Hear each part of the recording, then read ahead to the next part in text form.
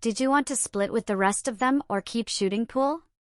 I asked Sue as the whole gang prepared to find another bar.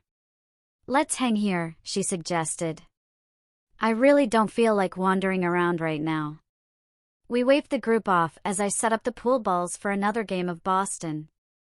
Your break, I called over to Sue as she finished ordering us another couple of pints of beer. Sue and I had been friends for several years and had become very close. No, not that kind of close, just the closeness of friends who share very little secrets. Secrets. Well, there was one very big secret that I had that Sue didn't know about. In a sense, I felt guilty about that. I mean, we've told each other a lot of deep things, but this one always made me hesitate. As I watched Sue drop the 8-ball, beating me yet again, I made up my mind. Hey, do you want to just sit and chat for a while? I asked, trying to sound casual. Was that a quiver in my voice?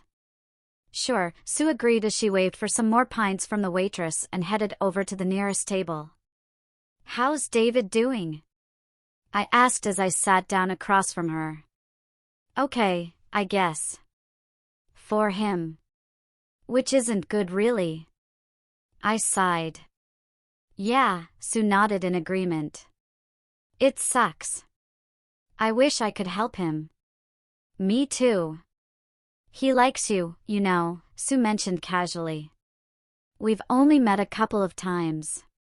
Yeah, but he thinks you have a good heart. I smiled at that. That's nice of him, I commented. I fiddled with the beer in front of me and allowed my mind to twist on how to start the conversation that I both wanted and feared. Sue, can I tell you something?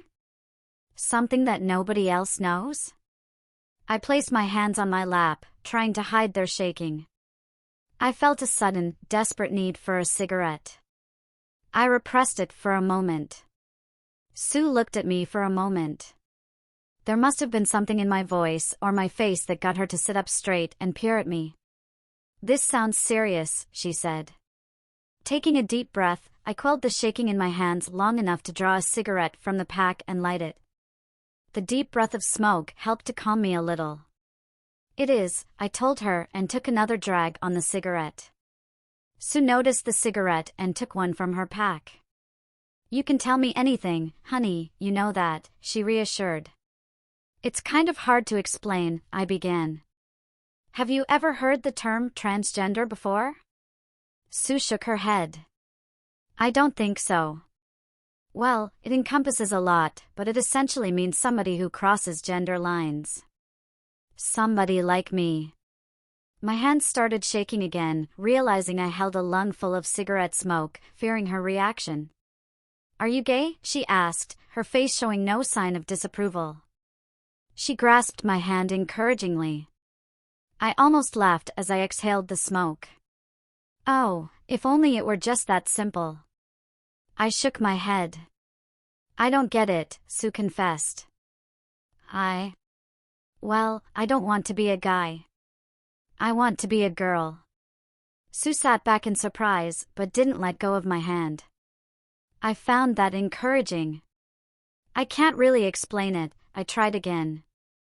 It's like your brain says one thing and your body says get a grip, you ain't that all at the same time. What my brain says is that I should be a girl, but my body didn't figure it out. Sue gave me a reassuring smile and squeezed my hand. Let me see if I understand this, she suggested. You're a guy, but you don't think you should be one? I nodded. Are you sure that it isn't that you're gay and misinterpreting it? Being gay is okay. David's gay. I shook my head. I'm not attracted to men, I told her. I don't understand how that works, Sue admitted. Maybe David could explain it better, I suggested. David was beyond smart, scary smart. Sue nodded and looked thoughtful. It doesn't matter, Sue told me. I love you anyways. I'll ask David, I want to understand, but it won't make any difference. The shaking stopped. It was enjoyable hanging out with Allison and Alex. It had been a great night, watching the hockey game, getting our pictures taken with the trophy, and just chatting in the car there and back. Good friends are truly valuable. Allison and Alex had been friends for what seemed like forever. The three of us had been close for a shorter time, but we were a tight-knit group. We attended college together, dominated the school council together, and basically moved to the city together. Alex and I were roommates, and I was working hard to get Allison into my company. A lull in the conversation allowed me to gaze at the passing countryside from the front passenger window of Allison's car. Alex and I needed to decide whether to renew the lease on our apartment. We were lucky in many ways as roommates. We shared the same taste in music, shows, beer, you name it. We both had good jobs, and paying the bills was easy. Yet, after revealing myself to Sue a few weeks earlier, I was finally ready to break free from my cocoon and embrace my newfound gender identity. Alex needed to know. "Can I share something with you guys?" I asked, still staring out the window. The shaking had returned. "What is it?" Alex asked. "It's kind of hard to explain," I hesitated. "Difficult?" Allison inquired. "Yeah. It's about me. A very important and very challenging part of me," I explained. "You've got me worried," Alex admitted. "It's not medical. Well, not life-threatening anyway, so don't worry." I turned to face them in the car. "Go ahead," Allison encouraged. "We'll listen until you're ready." I took a deep breath and tried to calm myself. "Well, where do I start?" I nervously pondered. "Have either of you heard of Renee Richards?" Allison and Alex shook their heads silently. Renee Richards was a professional tennis player. What's intriguing is that she used to be a man. I'm somewhat like her, and I don't mean playing tennis. The silence in the car was palpable. I don't know why. When I look at women, I don't feel attraction, I feel envy. It's hard to explain any better, I added, breaking the silence. Alex cleared his throat. "Wow. That's intense," he said. "Don't worry, I don't expect you to understand. If you did, I wouldn't have to explain. I don't think you can truly understand unless you've experienced it yourself." "Yeah," Alex agreed. "How long have you felt this way?" "As long as I can remember. It's like being an outsider in your own skin." "Sure, it's a shell that carries me around, but it's not my real shell," I told him. "Are you going to have the change?" Allison asked. "Change? You mean surgery?" I clarified. Allison nodded. "I don't know. I mean, I've only just started accepting that this isn't going to go away." "Why now?" Alex asked. "Maybe because I'm a little older, a little more mature. I've been doing some research on the internet. I've been learning more. It's still very hard to tell people. Only Sue knew before you guys." "I'm not surprised," Alex commented with a grin. Alex was Sue's on-again, off-again boyfriend. He knew that she and I were close. "I wanted you to know," I said. "Our lease is coming up, and I don't think I can keep this bottled up anymore. You needed to know before committing to the lease." Ah. Later that night, Alex signed the lease. The shaking stopped. I sat across from my sister, Rachel, at the downtown restaurant. We didn't often dine out together because she lived in the suburbs, but this was a special occasion. I had invited her. As usual, we discussed typical family matters, updates on who's doing what, upcoming parties, and so forth. Light topics. Dinner was winding down, but I had another reason for inviting her out tonight. Just thinking about it made me nervous. Again. Would I ever stop shaking when revealing this? "So, what else is new?" Rachel asked.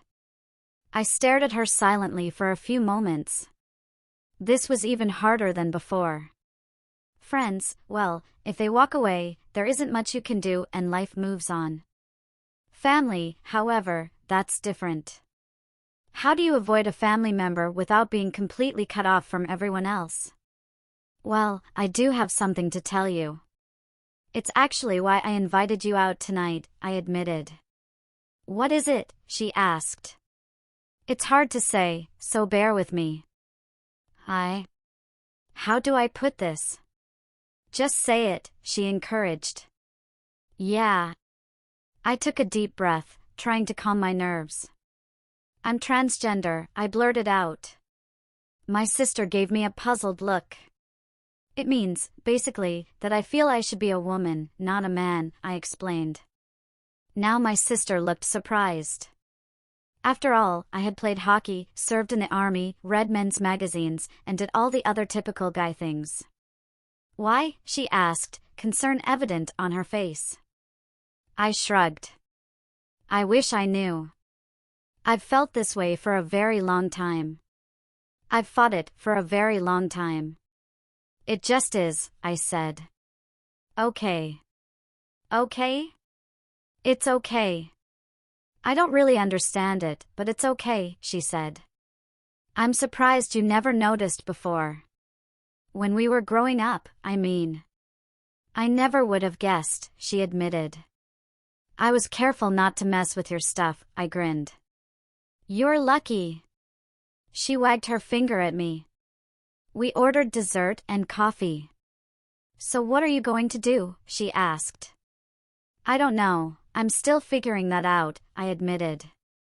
Are you going to have gender confirmation surgery? I don't know about that either. I'm practical, you know.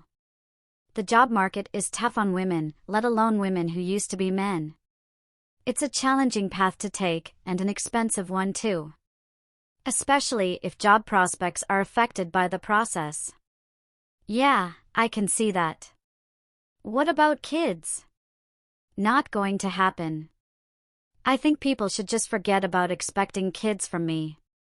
Even if I don't have surgery, it's just not likely. I understand. Well, you'll have nieces and nephews to spoil. That's true, I smiled. We sat quietly, sipping our coffee. You know, whatever happens, I'll be there, Rachel suddenly said. The shaking stopped. The funny thing about telling people is that you never stop shaking while it happens.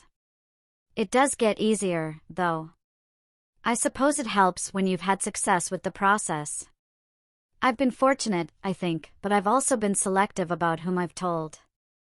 I'll continue to be cautious in the future too. Maybe there will come a time when the shaking won't even start.